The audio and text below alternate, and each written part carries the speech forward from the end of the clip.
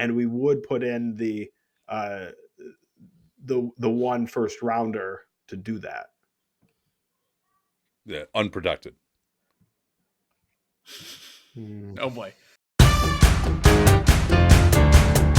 All right, I think the next place to go is probably in Chicago, and we're willing to make any of these guys really available. It could be Kobe White, Ayo Dosunmu. Those guys make little enough that they would fit in really well with some of these teams that are kind of capped and taxed out. We've also, of course, got Zach LaVine, Nikola Vucevic. Vuce, we're looking for probably a first, but we'd take a low first for that. LaVine, it really depends what's coming back. If we were taking back bad salary, we would certainly need to be paid a lot for that privilege. LaVine's been really good this year. Dosunmu, White, we're probably looking for, something along the lines of like a first and a second for Dosunmu and 2 firsts for White, or equivalent in terms of players. How about some of these teams that are really like, way in the tax and like, that might be willing to offer a unprotected pick into the future? Although I guess Phoenix and Milwaukee are off the board in that respect. Lakers, would you be interested in some of these guys? I mean, we could do, if you're willing to do 29 and 31, we could give you both White and Dosunmu. No, I think that's too rich for both those picks. We're looking for, if we're trading both the first round picks, we want a star. We could potentially do a protected version of one pick. I mean, we have some interest in basically all your guys: White, Dosunmu, Lonzo Ball, Vucevic.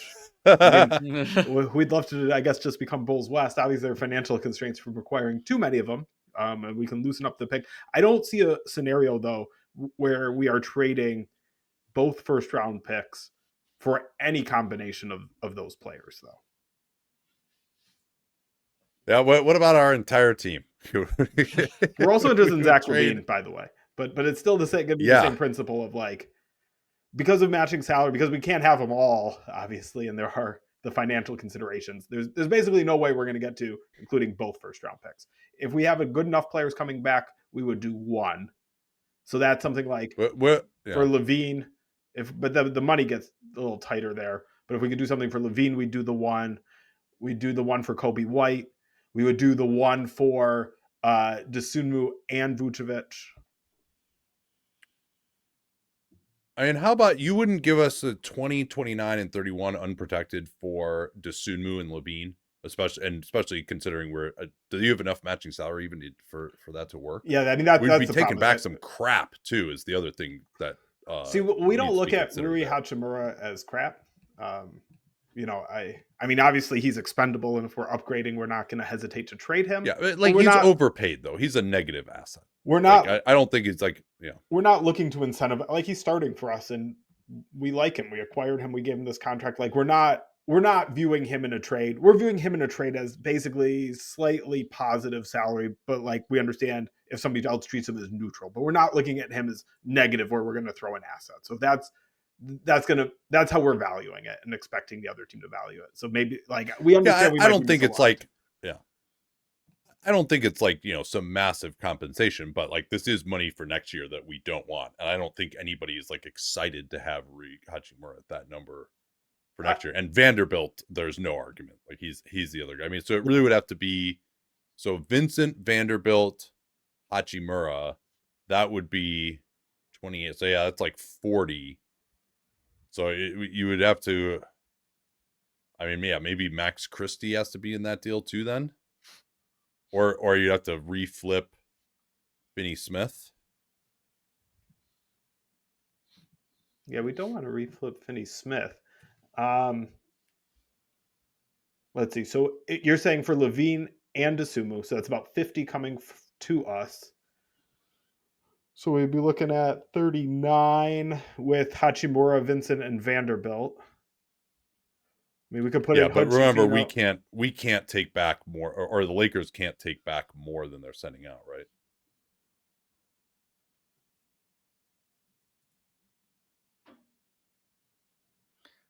No, because that would trigger an apron. Yeah. Yes. And we're so close to the second apron already. And we could include Hood Schifino. Obviously, there's going to be roster spots limits, so we're going to have to find teams for these. I mean, we could include Christian Wood. And we're still about 4.4 million. I mean, we have guys that can come back too. Yeah, I mean, but that's kind of my point of like, of a realistic, would we do a first, or you said 2 firsts for Levine and Dosunmu? That's what you're asking for? Like, maybe we could plausibly consider that, except for we can't get there with the salary without including somebody else that we've got. Like, we don't want to just give away Max Christie. So that's why I say there's just no realistic way to getting 2 firsts for any of those packages.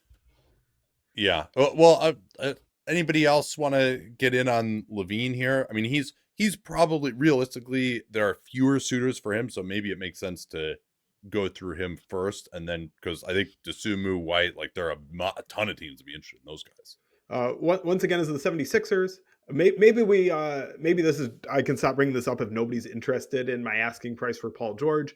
But if the asking price for Paul George includes Flotsam salary coming back along with like picks, we could redirect that for Levine. He'd be somebody we'd be interested in. Oh, I mean, you guys have some assets, Sixers. If you're willing to just trade Paul George straight up for Levine, we are not. Chicago, we might be willing to consider that. We are not. No? Okay. Any other Levine suitors? Detroit? I think he makes us better at the wrong timeline, and that third year, the player option is just, it's a little bit too much. And look, if you were paying us to take him on, sure, we could potentially do that. But to give up assets for a guy who makes us better right now and adds money, we're not super interested. If that's, well, we could take back Tobias Harris. And we'd probably be looking for, you wouldn't necessarily have to send us a pick. You have young players that you could send back. Yeah, too. But you're treating him as the better, like, as the asset here, and we're taking on significant money as our team is getting more expensive. That extra year that Levine has beyond Tobias Harris, that's the year that Jaden Ivey's extension kicks in. We already have Cade, all those types of stuff. So, like, I just don't think he makes us better in the right frame, the right terms. Okay. Any other Levine suitors? KP, any of your teams? No. I mean, just I love when you keep it simple. For the Lakers, what I think gets their salary wise, and obviously, we got to figure out the 5 for 1, but it's Rui, Gabe Vincent, Jared Vanderbilt, Jalen Hood Schifino, Christian Wood, and we would put in the 1 first rounder to do that. Yeah, unprotected. Oh boy. Yeah, it's got to be unprotected. I mean, we wouldn't be looking for anything more than top 4 protected.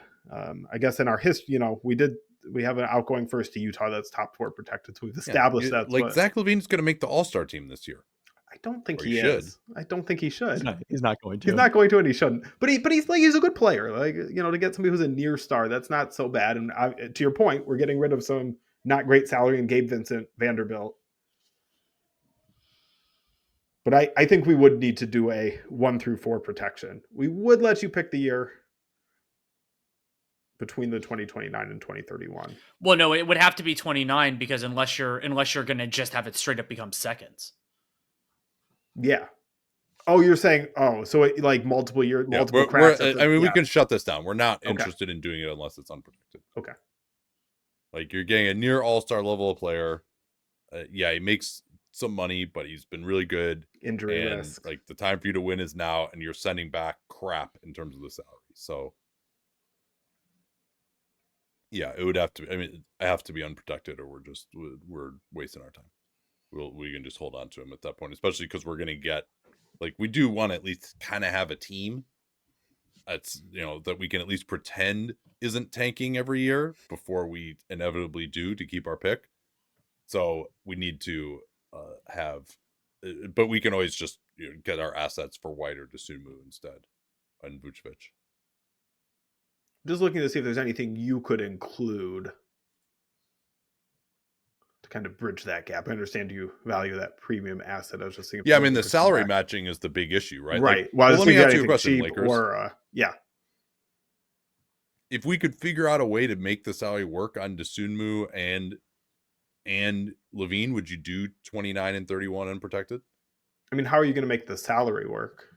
I think we just did that exercise. Like, to make the salary work, it's going to have to include other players that we value. And so then it's going to be too much to give up in terms of picks.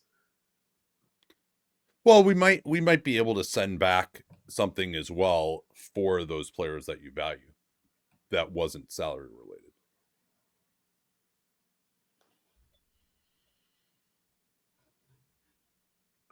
Would you do if we did the unprotected first? Would you do some type of protected first round swap in a different year?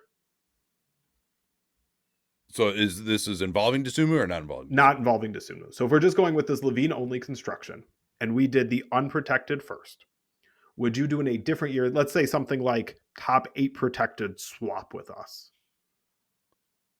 Oh, so like 2028, yeah, or 2030. We'd probably want to go further out. So like 2030 swap back in your direction, yeah, but top 8 protected. Yeah.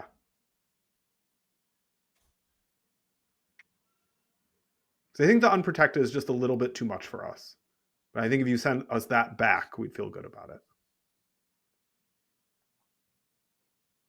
I think we would do it for top 12 protection.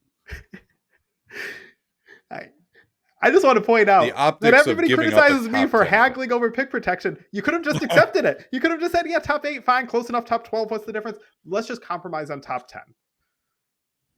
Especially for the sake of the as long as it's not the optics of top 10. Because, I mean, I don't know that I see the Lakers as being some amazing juggernaut in 2030, but you never know.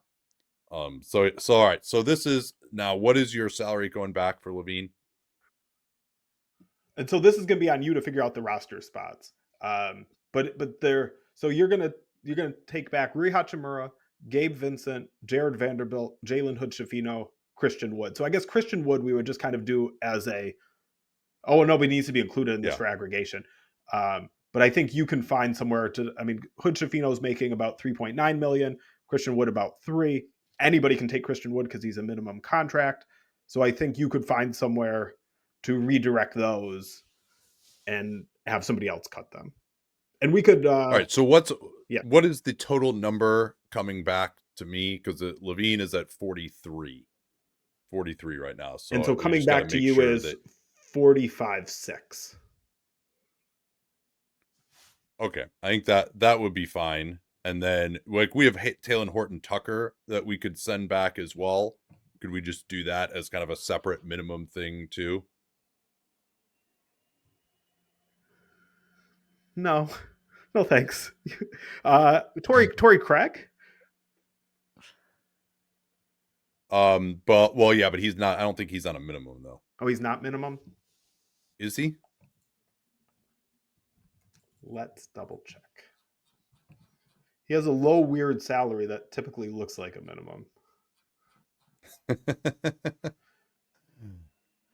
I can't remember how he ended up in Chicago. Torrey Craig is minimum. That was a player option he picked up. Okay. Yeah. No. We could certainly send back Torrey Craig. Okay.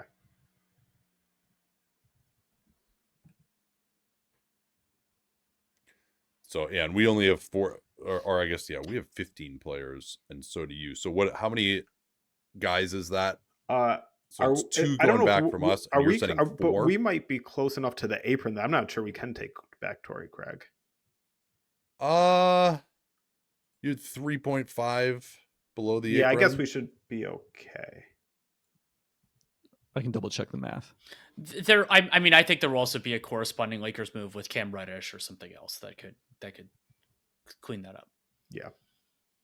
But just so we have it, we're all on the same page. It's the players going from the Lakers to the Bulls. It's Hachimura, Vincent, Hood-Schifino, Christian Wood. Is there anyone else? Jared Vanderbilt. Okay. And I think we're going to 5 for 2. Yes, if KP confirms that the Lakers can take Torrey Craig.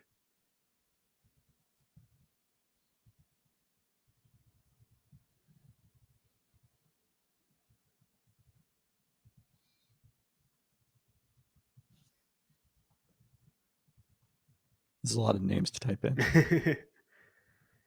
Well, he's doing that. Chicago. I mean, you could waive Horton Tucker, right? That would be in the.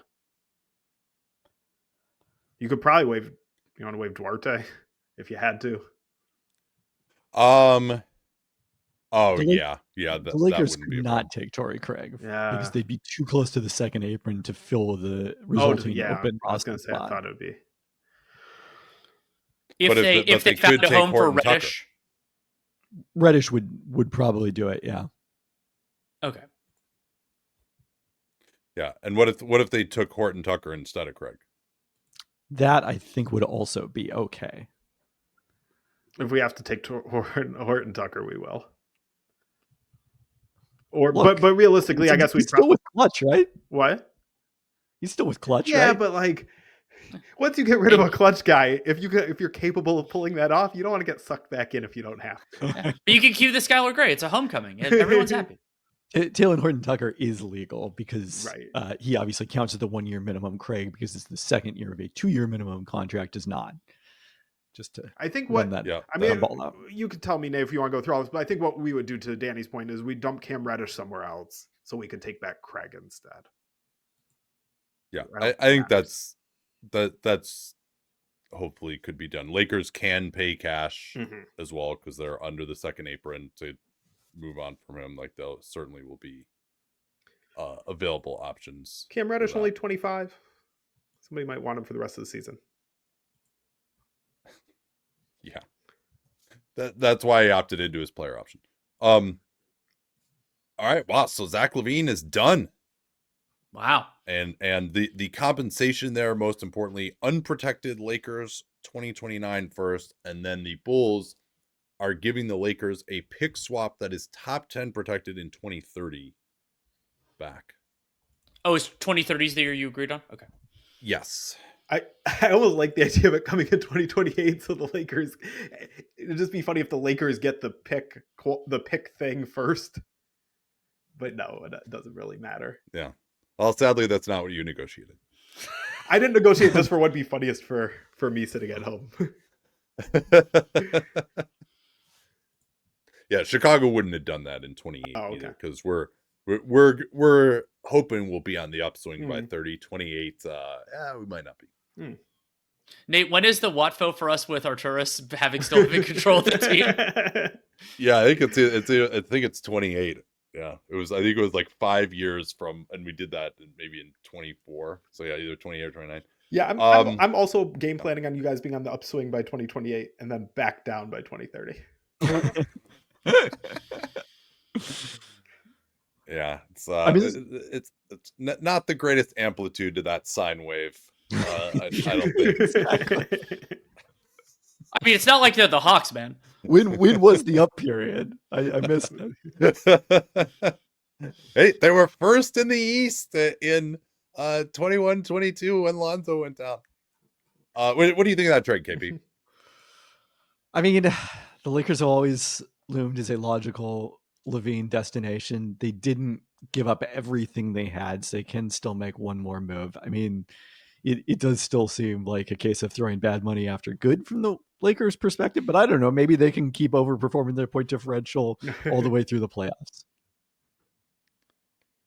Yeah, I don't mind it for the Lakers. I think, is there a I don't think that team is like the best team in the West, but I think they're pretty explosive.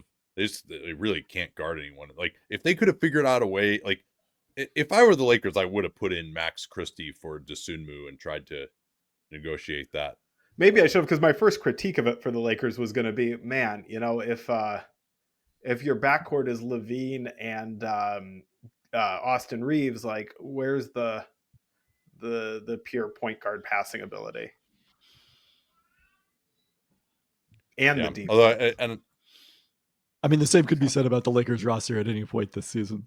Yeah, true. I mean, I guess maybe LeBron goes back to point guard.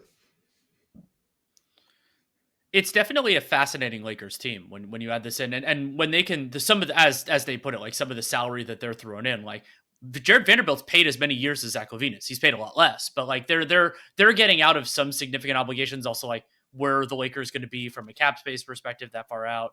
Presumably LeBron won't be on the team at that juncture. So I think that for the Lakers, like LaVine is. Do you guys agree that he's realistically probably the best single player they can get at the deadline? Jimmy Butler, I think, is a better player.